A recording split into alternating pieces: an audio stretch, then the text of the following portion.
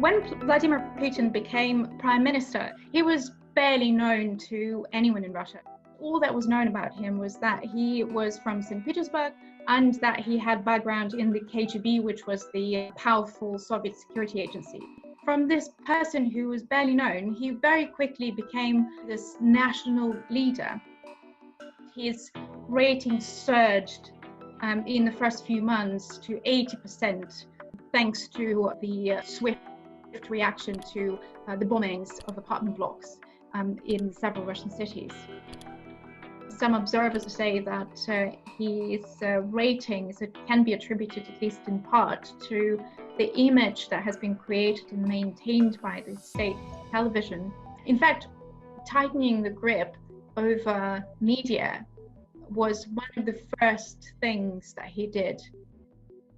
And also the lack of genuine opposition, because his critics either have been in exile or dead or are facing prosecution.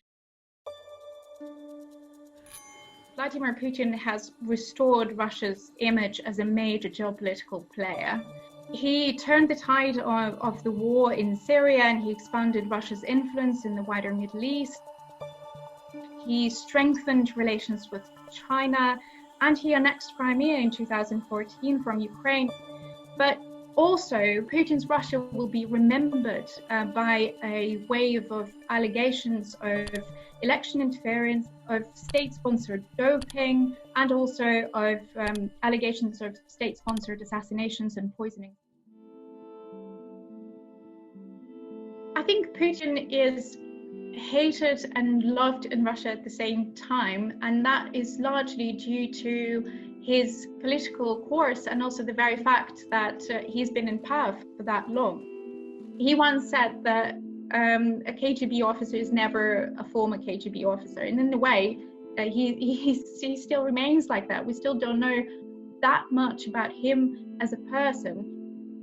He's cultivated this image of him being macho or the father of the nation, but many critics say he's very thin-skinned. He doesn't like people poking fun at him or not taking him seriously, and that kind of insecurity sometimes shines through. What is proposed allows a former president or a sitting president to run regardless of how many previous terms they have already held. With these constitutional changes, we are likely to see Vladimir Putin in power potentially up to 2036. He will be the longest leader in the country.